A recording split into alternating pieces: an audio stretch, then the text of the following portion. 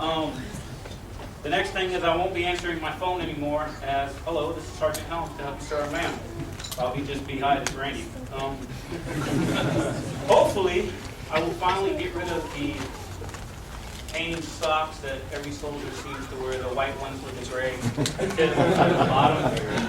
Get on a plane, watch somebody take their shoes off, and then they got their white socks. They're in the Army or the Navy or the Air Force or the Marine. Or the Helms underwear, the boxer briefs. I'll still do this, but I learned this one. Does anyone here know what the half hug is? The officers don't do this, the NCOs do this. Jerry, can you help me? If I hadn't seen Jerry in about 5 or 6 hours or a couple of days, when I see him, we're going to do the half hug. What's up, brother? I said the half hug.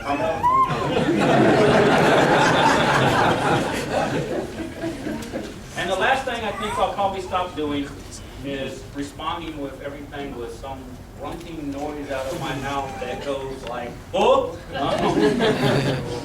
All right, my shout outs. These are in no particular order. So, and if I forget you, I totally apologize. But as I sat there last night writing this, I was using letters of the alphabet and I was already down to W. So I, had to stop. First off, Jerry Shelton, thank you very much for doing this for me today. You are truly the voice of NATO. You really are. To Staff Sergeant Walter Rand, or as I call him, number 4, he's 4th Walter Rand, 3 more just like him. You are a man of God, and you have another calling after the Army, and you and your wife both. And seriously, you need to do that.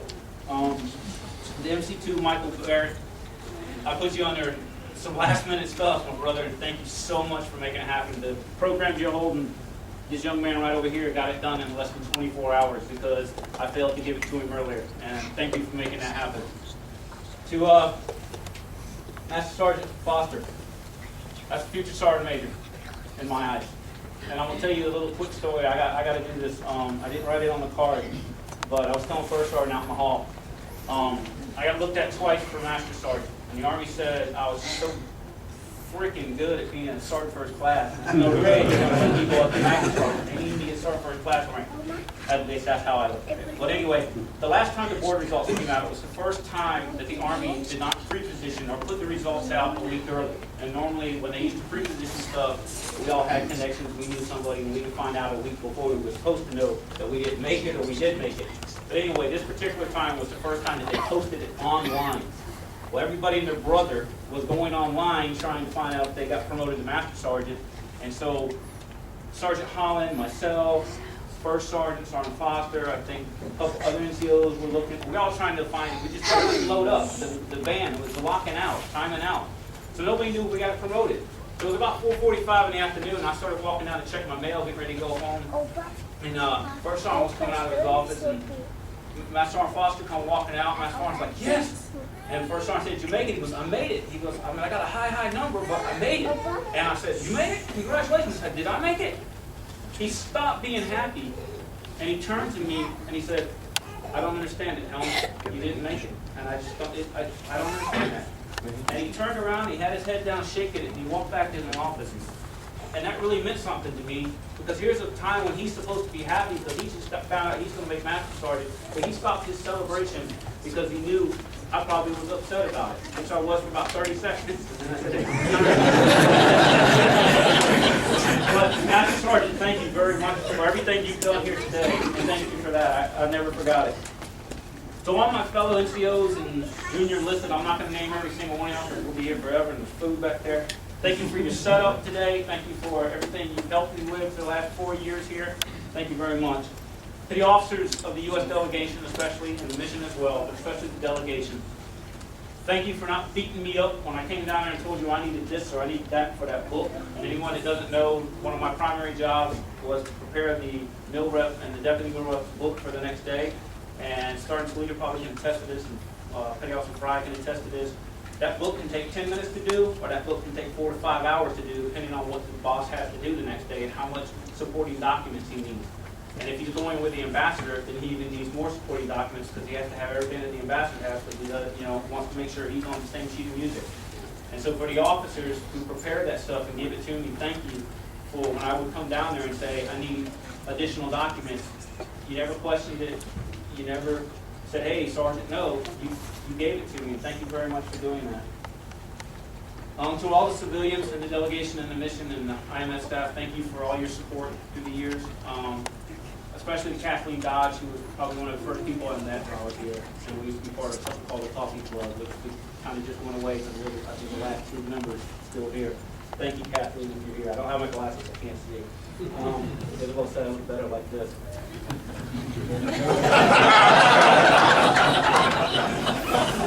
I had this surgery done. I'm Brad Pitt now.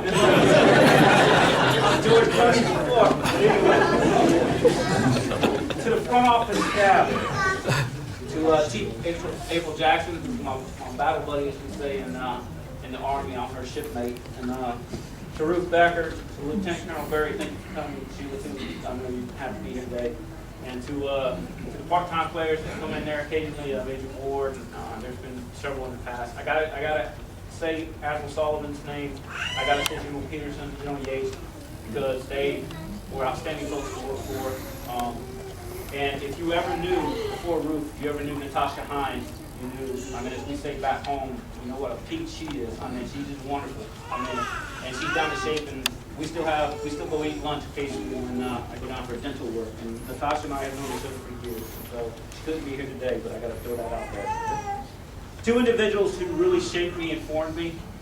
2 NCOs. I mean, you have people who come through your life and touch you, but these 2 NCOs really taught me what it was to be a non-commissioned officer and even a senior non-commissioned officer. And that was, they're both retired, but the first one was Master Sergeant Gary Allen, who I really wanted to be here today, but he couldn't. He's up in Rotterdam. He's a civilian now. He just, when you think NCO, that was this guy. And the first time I met him, I was scared to death of him because he's one of those type of guys. You know, he body bullets straight down the line. But as you earn his trust and respect, then you learn he's just a great individual and he's helping you get better. The other one who really meant the world to me, and Isabel will tell you, she knows personally how much he meant to me, was retired First Sergeant, Master Sergeant, at the time I knew him, Alfonso Brown. I knew him down at Shape, and when I first met him, I was a staff sergeant. I've been a staff sergeant for about 3 months. And when I first met him, he's like, so what you doing to make Sergeant First Class? I said, well, I just pinned on staff sergeant about 3 months ago there, Master Sergeant. That's not my... I said, what are you doing to make Sergeant First Class? I was like, well, like I said, I just pinned it on about 3 months ago, and he started looking. And then I got it. Oh, snap, that ain't the right answer. I knew I was going to get a snap in there. But, anyway, he's just a wonderful individual, and I still keep in contact with him at Fort Leonard, and just an outstanding guy, and he really trained me and taught me around. To my mid brothers, a military transition team that I was on, and for anybody that doesn't know, the General touched on a little bit, we're advisors. That's what we did. We advised the Iraqi Army, and I was part of the 9th Iraqi Army Division, 2nd Battalion, 2nd Brigade, 1st Battalion. I worked with 6 individuals that were on my mid team with me. I'm in a wide spectrum of across the board, and these individuals are my brothers for life. And one in particular who happened to be here about 2 weeks ago, and Major John Opley, who I know a lot of times, I know fraternization, I know the rules of officers and enlisted and the connection, and I got it, and I play by those rules, except for John Opley. I'll leave it there, I'll start busting out tears. Oh, and then the next person I put, like I'm not going to cry. Oh, my mom, who unfortunately Mom couldn't be here today. And that's a saint. That's all my mom is. She's a saint. As long as I've been in the military, I haven't had a chance a lot of times to get home when I wanted to or needed to. And my mom has always understood. And I love her dearly. And this is being videotaped for her. And thank you, Mom. To Sonny, who's my stepfather, but he's like my father. He raised me. He met me when I was 13 years old, and I was just that 13-year-old kid that you would imagine, and didn't have much discipline in my life, and boy did I get it quick. And, I got it, but I didn't get it the way that I didn't understand it at the time. Well, I had totally got it when I got older. Wow, that's why he said that. That's why he did that. And now my boys are hearing Sonny phrases, you know. I bring him all the time, but I love him dearly. He's like my father.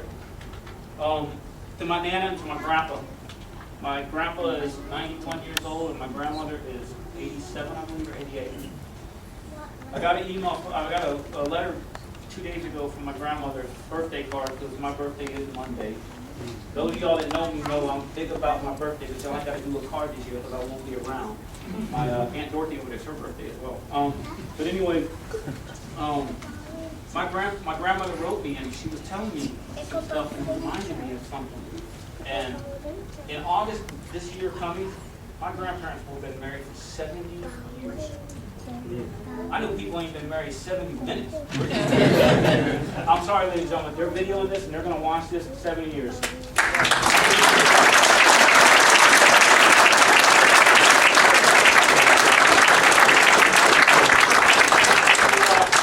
my sister Renee, my fondest memory of my sister Renee is when I was about 4 or 5 years old, and she was, I guess she was about 9 or 10. She was about 5 years older than me.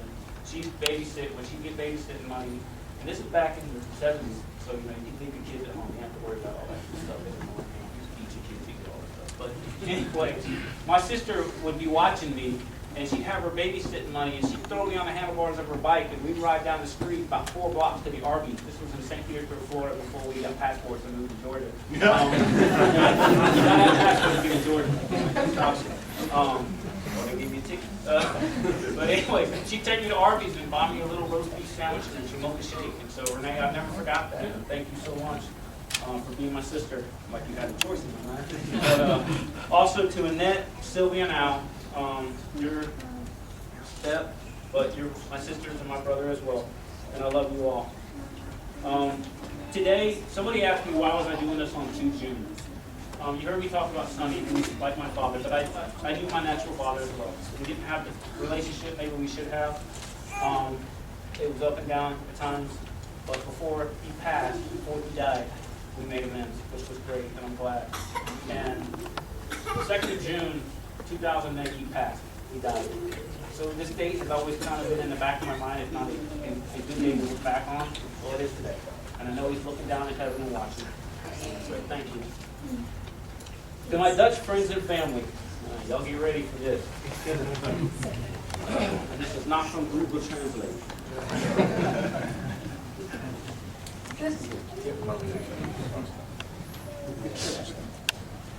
Om mijn familie en vrienden uit Nederland.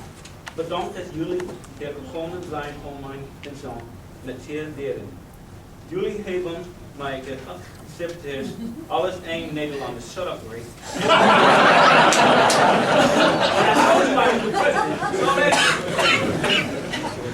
Dank je wel. I know I should be fluent in that.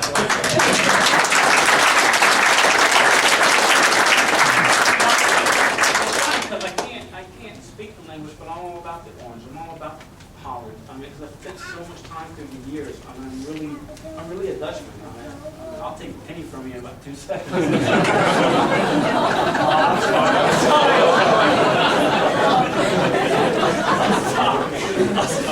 No, I mean, to Isabel's brother Alvin and his brand new fiance, because they just got engaged a couple weeks ago. To Aline and to my 2 little nieces, Gwen and Emily, who's running around. Gwen's running around there somewhere. Thank you very much for being here today. But Alvin especially. When I first met her brother, that's her brother Alvin over there, the other good-looking guy besides me in the audience. Do we have to give this back? When I first met Alvin, and he was about, I think, 13, we took a liking to each other, and I think it has continued through the years. Alvin's a former Dutch Marine, and he had a really hard, rough assignment after basic training. They sent him to Aruba for a year. But he did walk the beach looking for Natalie Holloway, so I got to give him credit for that. But we saw him on Fox News, like, hey, there's Alvin. But thank you very much, and I'll never forget the times we used to go run and chat and talk about your sister a lot. all good from me. To Franz and Irma, Isabel's dad, thank you so much for being here. Franz, if anybody read the Bible and you know Job, you've got the patience of Job, my friend, and I love you very much for it. To Mr. Dick Keevey, my stepfather-in-law, that's my best friend sitting over there. Dick and I have really bonded through the years that he's been married to Ingrid, and even where we've dated Ingrid, engaged. That's my late night, sit and watch YouTube and watch old videos of rock and roll, especially the 60s and 70s. That's my friend right there. We've gone and seen the Golden Earring a couple times and acted like idiots. Thank you, Dick, for everything you've done for my family and kids. I love you, dearly. You're my brother. And please pass on to China and everyone as well. To Ingrid, where are you, Ingrid? I think to start and you couldn't. Ingrid, can you come here for a minute? No, you have to come up here.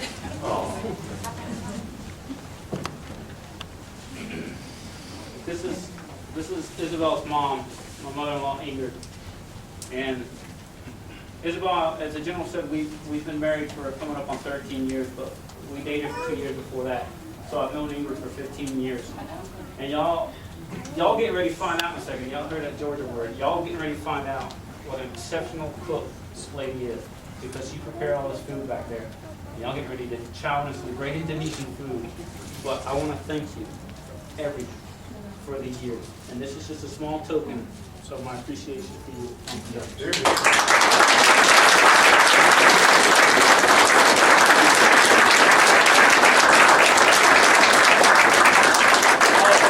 Let me put this out, okay, because I won't forget, and then I'll get back into the last few shout-outs. I'm from Jordan. I don't serve no one nothing. If you're hungry, it's there. If you want something to drink, it's there. The cold stuff is behind. Have at it. All right? And drink as much as you want, eat as much, or whatever. Just leave the bottle stuff. I want my money back. You are Jordan. Okay, this is my retirement, so I'm going to do it. I'm from Georgia, where men are men and sheep are scared. Oh my God.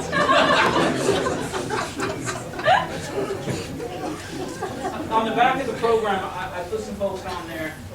I put my dad, I put my grandparents, Reverend Corey, Elizabeth Helms, who passed away many, many years ago. And I put some fellow soldiers that on there. The last two that are on there were knit brothers, another knit team. But on the knit team, it was just, we were all together. We all lived on the Iraqi side, and so we really hung with each other when we weren't with our own team. And so those guys were great individuals. But you see a name on there. You see Chief Warrant Officer Basil. I got to tell the story real quick about Basil. I'm going to tell you back in 2007 when I got from Iraq. People will tell you I couldn't tell the story. We went on a mission. Basil was our intel. He was our Iraqi intel guy. And he had gotten some good leads on some possible weapon caches that were in a couple locations. And so he put together this whole operation. We were going to ride out, and go out and hit the first house and get the weapons, and then we were going to go hit the other three houses, which were combined. He put the whole thing together. And so the day of, we rode out there. We rode up. We left Camp Taji and we went to the off-site where the Iraqis had a battle station set up at an old schoolhouse. And we picked up my roommate, Sergeant Isaac, and Faisal had put this whole thing together, and it was interesting because Faisal rode up with us in the Humvee, and on the back seat, we had Sadiq, our interpreter, and I was gunning. I had Major Operating, who was Captain then, TC, Technical Control Officer, and then we had Corporal Captain, one of the augmentees, one of the soldiers from the 4th ID that would come over and help us out on missions. And Faisal was telling us through the interpreter that he had gotten a call the night before, from his wife, that she'd given birth to their first child. And so not only was he coming to do the mission, but he was coming to ask the Iraqi Colonel Fee, if he could go on Minjas, which Minjas is vacation. And they get, once a month, they get about 7 days of vacation. They're supposed to take 5, but they always take 7. But he was going to go ask him if he could go home to see his brand new baby girl. Well, we went on the mission, and unfortunately that day, 3 IEDs were daisy chained together. There was 2 155s and 1 135 Mike, and it hit that lead vehicle. Now I was gunning that vehicle on the way up there. So like I said, we picked up my roommate And the team chief decided to put me in the gunner's hatch and throw me back in one of the other Humvees.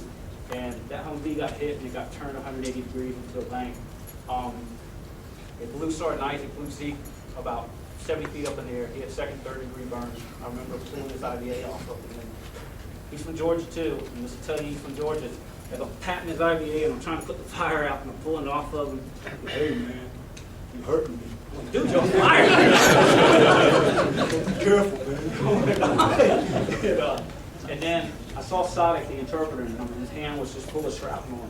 And I saw Corporal Captain, and this was his second ID. This guy, we talk about the grace of God, this was his second ID strike, and the only thing he had was a scratch on his nose. And then I said, where's Cap Mo? Where's Cap Mo? You know, because that was my battle buddy. I said, where's Cap Mo? And all of a sudden I looked down on my hand. I looked down, and he's like, I'm right here. And I'm all right, fine. I said, who else was in that vehicle? Because, I mean, you battle, you know, for a second, you lose what's going on. He's like, oh, Faisal's in there. So we start running up there, and unfortunately, Faisal didn't make it out of the vehicle. And I put him on there because I'll never forget 20 July, and I'll never forget the death of Faisal. The other one on there, Major Ferris, was a really good Iraqi officer that unfortunately got killed during my time over there. And I used to play cards with that guy, so he meant a lot to me. He was a good guy.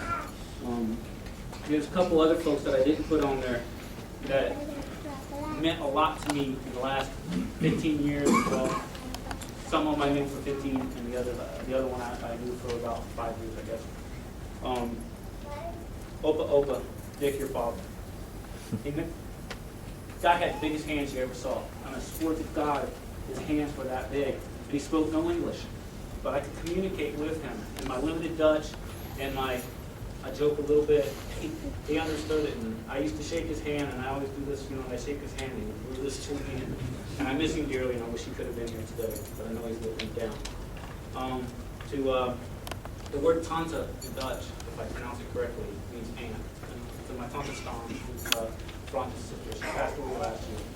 And she always meant something special to me, because no matter whenever we go visit her, she always would take the time to ask me, how's the Army doing? How are you doing? What are you going to do? And everything. So I miss her dearly, and I wish she was here. The biggest one that I miss the most is Isabel's grandmother.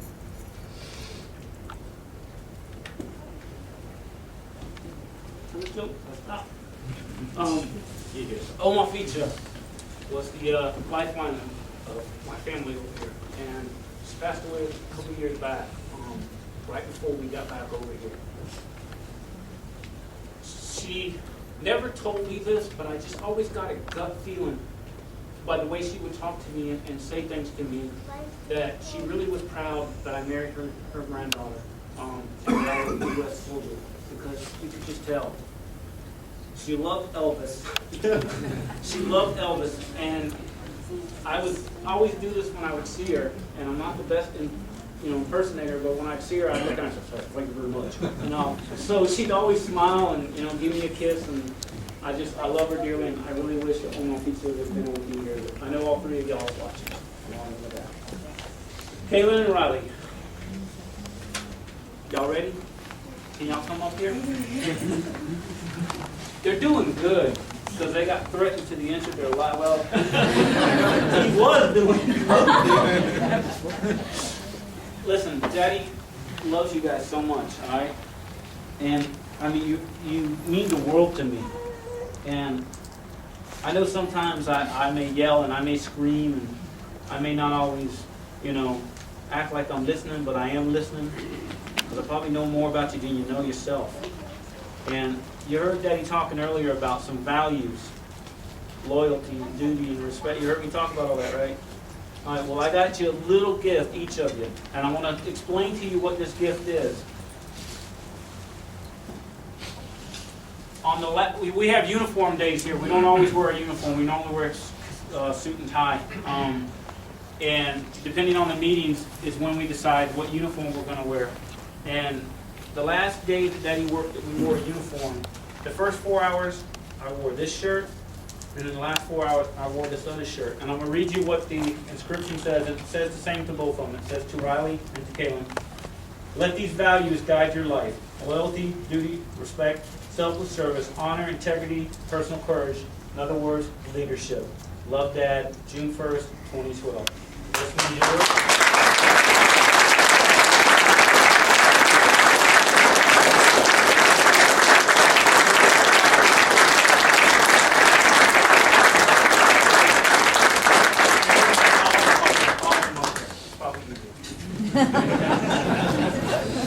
I broke that thing out and put it on. You don't know how hard I was to keep that away from me? This guy is sneaky. When you finish dressing him, let me know. Oh, I'm sorry. Come on up. Come on. Somebody told me one time, behind every man is a good woman, and I'm sorry, that's BS. Because if you're a good man, your good woman is beside you, not behind you. She's beside you, or she's even in front of you. You pushed me and pushed me and pushed me to be where I am today. And I thank you for that. If it wasn't for you, I would have not pursued the associate's degree. I would not have pursued the bachelor's or the master's. You pushed me for that. You pushed me to do the things to get promoted. You pushed me to go out there. And yes, at a certain point in my career, I did PT. Don't they laugh? I know. So, you pushed me to do the things I needed to do to get promoted. You stood beside me when I came home and I said, Isabel, I got this offer to go to Iraq for a year to be on the transition team. And it's going to make me sergeant first class, I can promise you. And he said, if you think it's what you need to do, then go do it. And let me tell y'all, it was the hardest thing to ask her because the training would begin in November of 2005. In all places, Fort Carson, Colorado. You're going to train to go to Iraq in Colorado. But anyway, this was September.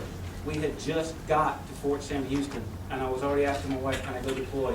Because I got to get that combat patch. I got to get that time in, grade, over there. And you said yes, and you took care of 2 boys. And the best thing about it, when I came home, you were there. You hadn't left. The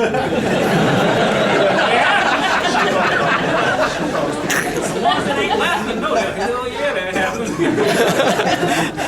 Quarter stays a happy home. Just remember, when y'all go to your wife, call. Hey, I'm on my way. Anyway. But, you know I get started, I'm stop. I'm almost done. All right, she's you, and we're going to W. Thank you, sweetheart, for everything. This is just a small token of my appreciation for you and what you've done for me and all the way. Thank you, sweetheart. I love you.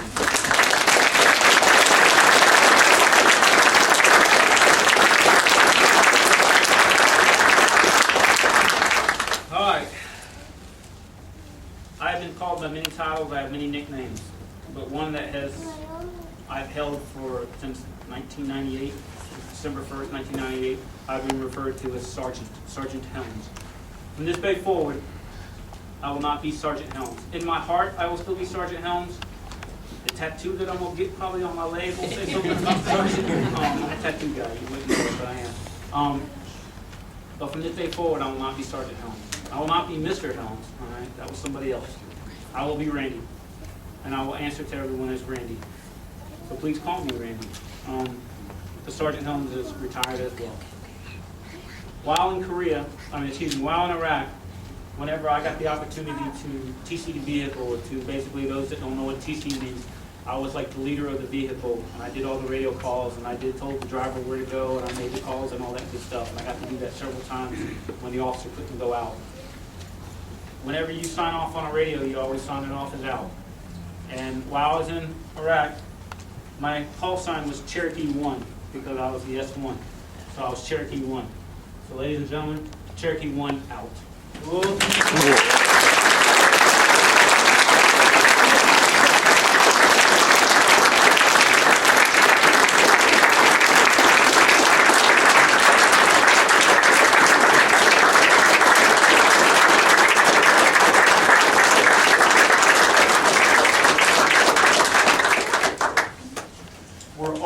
To have served with Sergeant First Class Helms, and we wish him continued success and Godspeed. Ladies and gentlemen, Please listen for the playing of the Air Force song. What? I'm sorry. My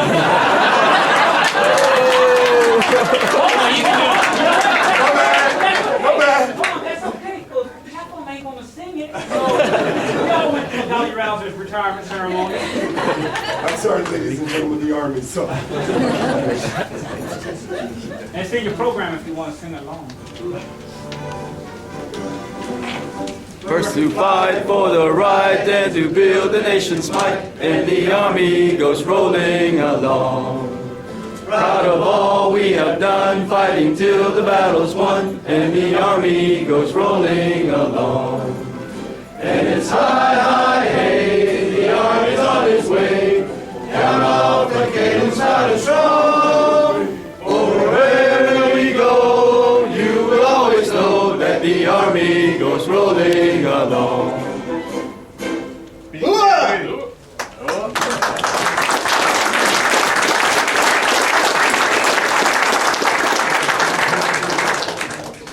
Ladies and gentlemen, this concludes today's ceremony.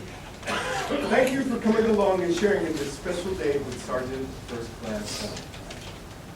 You're invited to come up front and congratulate Sergeant Helms and his family, and please stay in the Salon de Ambassador for reception in honor of Sergeant First Class Helms' retirement. Please eat, no one take none of it. Ladies and gentlemen, could you come this way, please?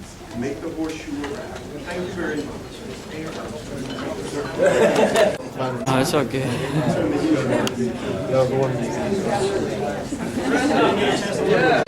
Yes, sir.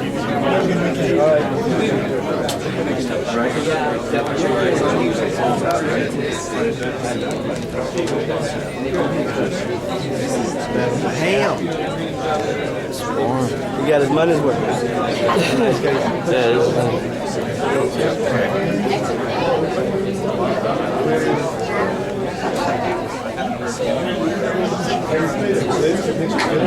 Thank you.